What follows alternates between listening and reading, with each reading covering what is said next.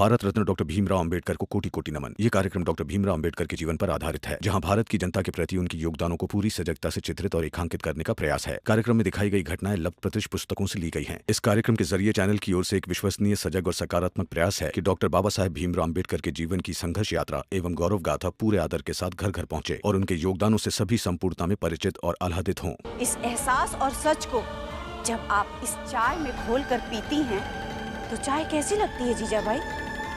बताइए, कैसी लगती है? वैसे ही लगती होगी जैसे तुझे रोटी लगती होगी जब तू आटे में अपने भाई का धोखा मिलाकर गूंथती होगी। 2-4 दिन भाई भाई किया, भाई ठीक होकर सबको बेवकूफ बनाकर चला गया। तो पहले तू बता तुझे कैसा लगा, फिर मैं बताती हूँ मेरी चाय कैसे लगती है। हाँ, ए शोभा, बताओ, अरे बताओ ना। अब थोड़ी बोलेगी। अरे बोलो, पूरन के धोखा देकर गायब हो जाने का स्वाद कैसा लगता है? पूरन गायब थोड़ी होगा।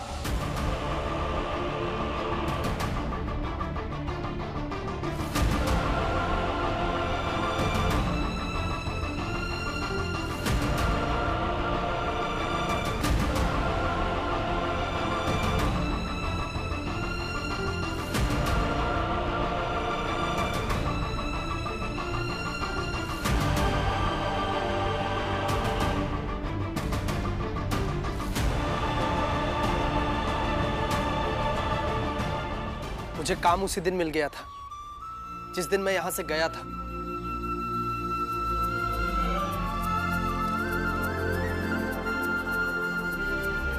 फिर काम के सिलसिले में इतना व्यस्त था कि आ नहीं पाया और आज खाली हुआ तो आ गया मिठाई लेकर। जीजाबाई, चोखू और तुम सबका तो सवाल ही गलत हो गया कि पूरन के धोखे का स्वाद कैसा है। अब तुम सब मिलकर जीजाबाई से पूछो कि इसकी चाय का स्वाद कैसा था।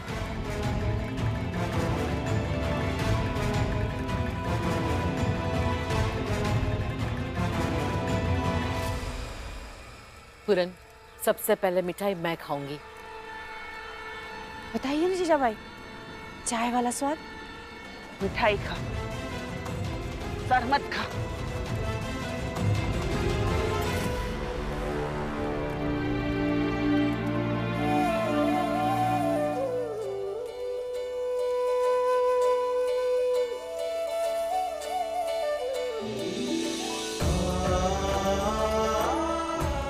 बहुत बहुत बधाई हो।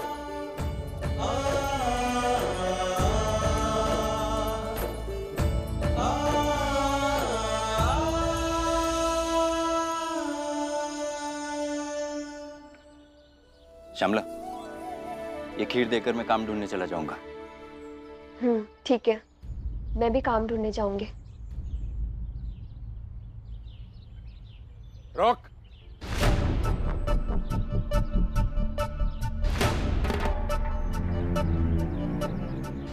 ये खीर अगर मुझे देने आ रहा है तो सुन ले, मैं ये खीर बिल्कुल नहीं खाऊंगा। नहीं बाबा, भीम के ऑफिस जाकर उससे खीर दूंगा। आप तो खाएंगे नहीं, ये तो जानता हूं। अच्छा, ये दूसरी कटोरी वाली खीर?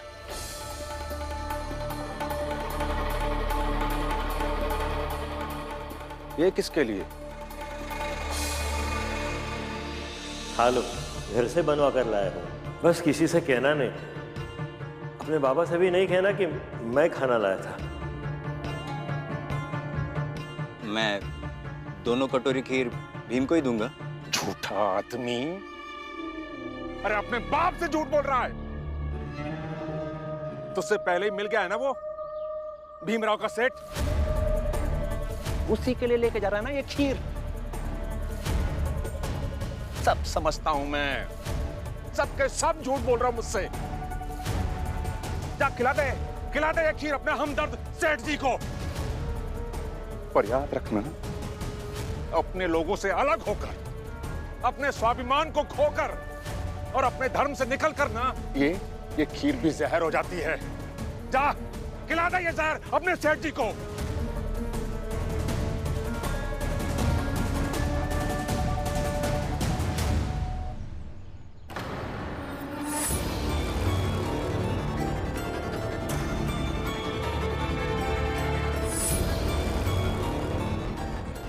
ओ श्यामला, विश्वास तो मुझे पहले से ही था कि अगर घर में औरत को ज्यादा औकात दे दो ना, तो अच्छा खासा आदमी ये ऐसे पक्के मकान से निकलकर ऐसी झोपड़ी में चला जाता है। घर टूट जाता है, सत्यानाश हो जाता है। पर जब से तू आई है ना शिशुपाल की जिंदगी में, मेरा ये विश्वास एकदम पक्का हो गया, एकदम पक्का, कि औरतें जिंदगी को तहस नहस कर देती हैं। सही कहते हैं लोग, अगर औरत को सर चढ़ाओगे तो परिवार युद्ध का मैदान बन जाएगा।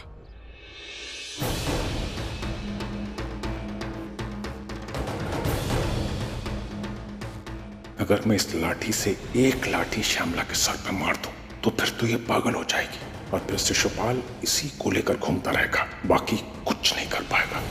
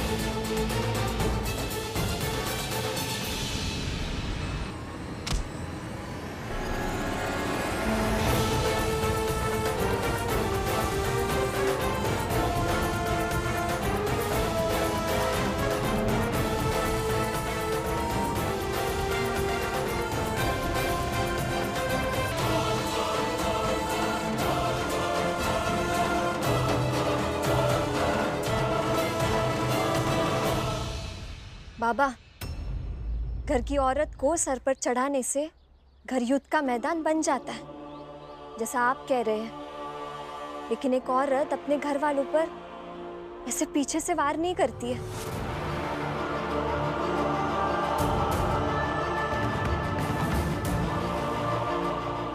और हाँ बाबा, मैंने आपका घर नहीं तोड़ा। आपके घर में बस गलत था और मैं सही बनकर आई, इसलिए सही और गलत के बीच में लड़ाई शुरू हो गई। अरे बस बस, रहने दे अपना भाषण।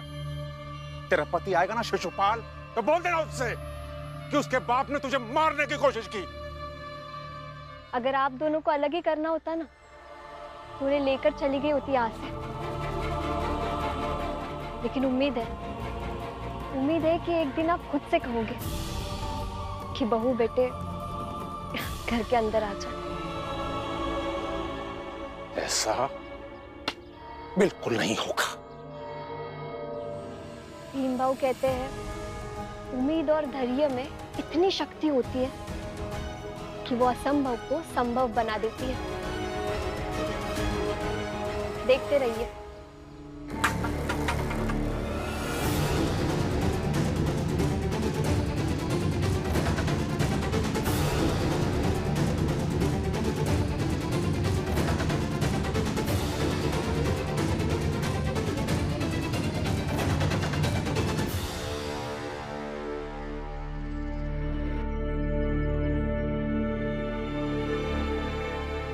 भीमराव जी सर। तुम जिसे प्यार करते हो, साथ में उसी पर गुस्सा भी आता हो, तो क्या करते हो?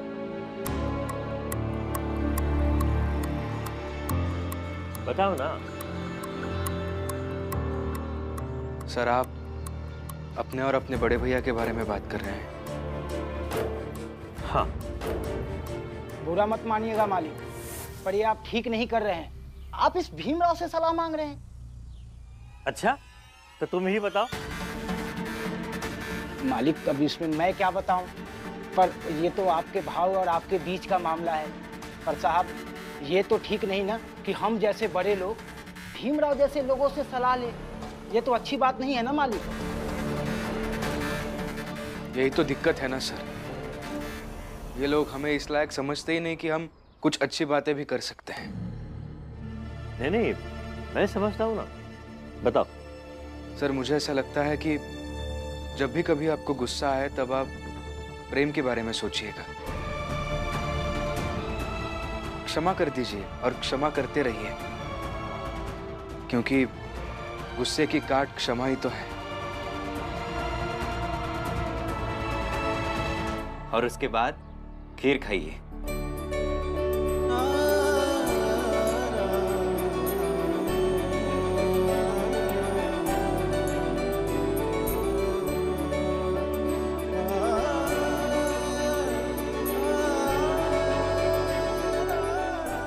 जिन दो लोगों ने मेरे लिए अपने घर से खाना लाया, उनके लिए अपनी रसोई में पहली बार जो बना वो लेकर आया हूं।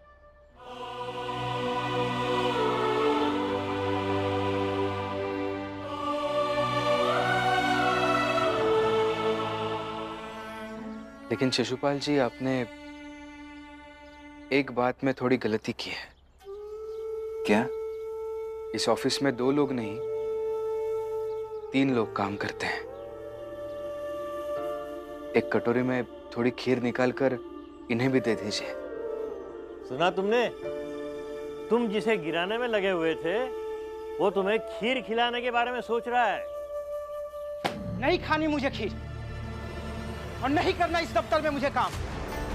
जिस ऑफिस का मालिक इस भीमराव जैसे छोटे बिरादरी के लोगों का पक्ष लेता रहता है और उसे खीर खिलाता हो, वहां मुझे काम नहीं करना। स्वाभिमान, परंपरा और धर्म बचे रहेंगे तो जीवन बहुत काम देगा। मैं जा रहा हूं साहब, मेरा तनख्वाह रख दीजिएगा, मैं आकर ले जाऊंगा। देखिए मेरी बात सुनिए, आप आवेश में मत आइए। देखिए यहाँ आपकी महत्ता या आपका सम्मान कम नहीं हुआ है। तुम खीर खाओ और अपना काम करो, मुझे मत सिखाओ।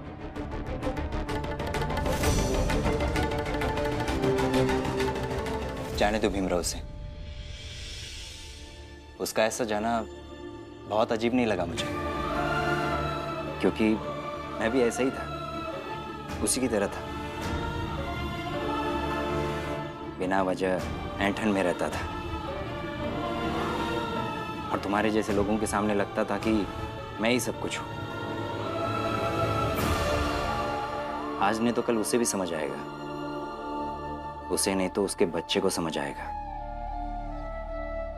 लेकिन आएगा जरूर।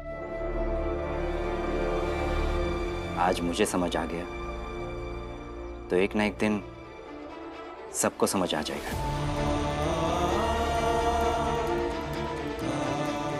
आप दोनों ये खीर खाइए, मैं जाकर काम ढूंढता हूँ। अब कुछ तो काम करना होगा ना। ये लो। धन्यवाद। चलता हूँ।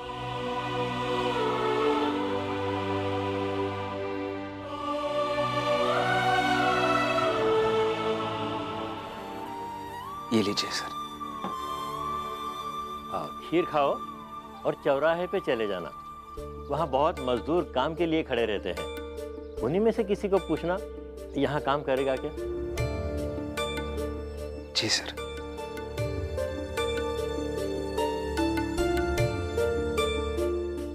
सुनो, ध्यान से सुनो मेरी बात।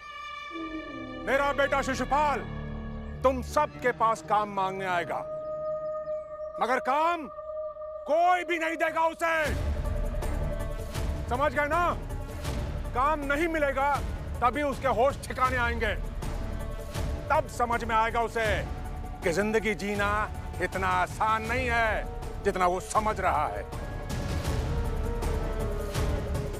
खुद को भीमराव के जैसा समझना बहुत आसान है, पर उसके जैसा बनकर उसकी जैसी जिंदगी जीना आसान नहीं है।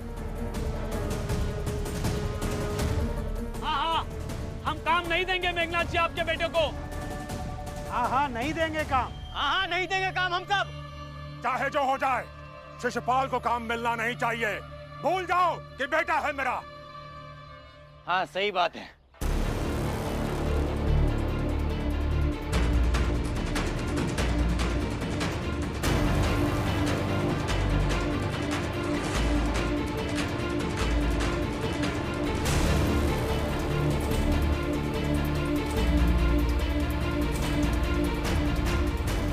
हाँ मत याद रखिएगा कि मैं मेघनाथ जी का बेटा हूं।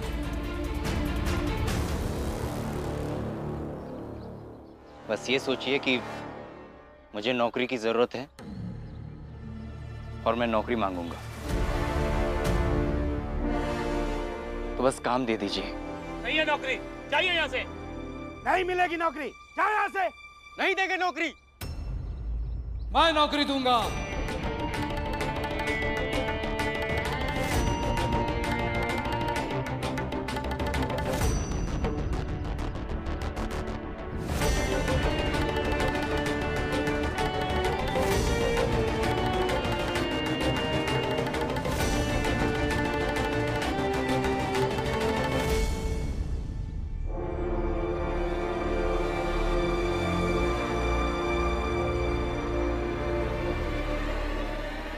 दीजिए ना नौकरी। ये तो दूंगा, लेकिन मेरी एक शर्त है।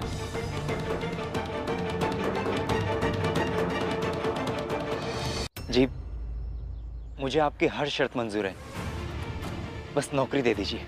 मेरी दुकान पर आकर आपने मुझे 4 थप्पड़ मारे थे वसूली के नाम पे। हफ्ता निकाल चल। मालिक इस महीने में धंधा थोड़ा कम है, पूरा हफ्ता नहीं दे पाऊंगा। हफ्ता नहीं देगा तू?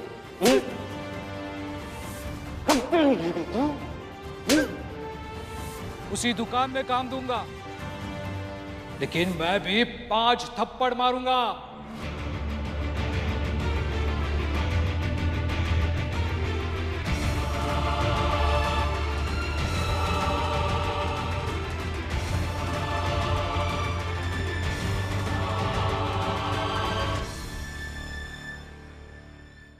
क्या?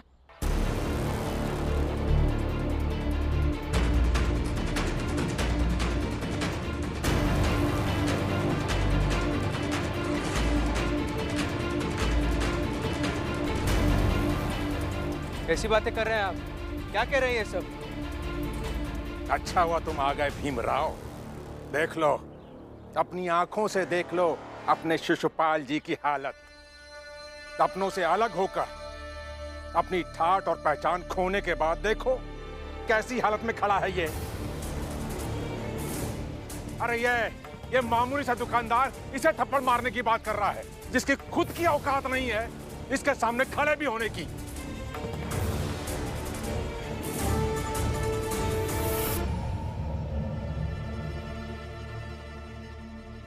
नहीं बाबा, देखने वाली बात यह है कि कर्मों का फल मिलता है।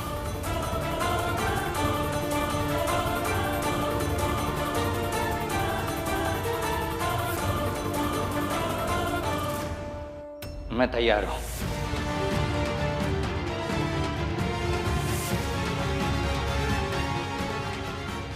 शिशुपाल जी, कैसी बातें कर रहे हैं आप? नहीं भीम, तुम बीच में मत आओ। ये 5 थप्पड़ मुझे सजा देंगे उन कर्मों की जो मैं करता था।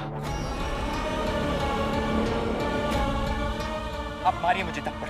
नहीं नहीं, ऐसा नहीं कर सकते आप। और आप भी कैसी शर्त रख रहे हैं इनके सामने? नौकरी चाहिए तो 5 थप्पड़ खाने भी पड़ेंगे।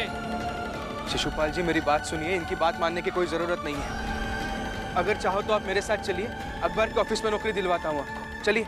नहीं भीम, आप मुझे थप्पड़ मारिए। मैं कह रहा हूँ ना, चलिए मेरे साथ। अब बात क्यों नहीं सुन रहे हैं मेरी? नहीं भीम, चलिए। आप मुझे थप्पड़ मारिए। ये क्या जिद है शिशुपाल जी? चलिए।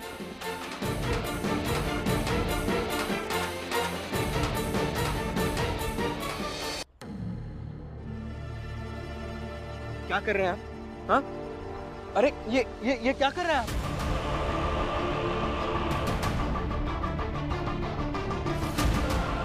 हाथ क्यों बांध रहे हैं मेरे?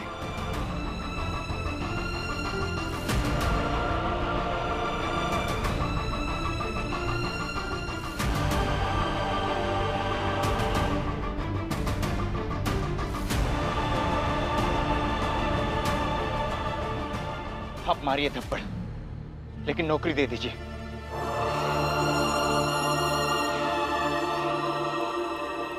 नहीं, आप ऐसा कुछ भी नहीं करेंगे। आप नहीं मारेंगे इन्हें।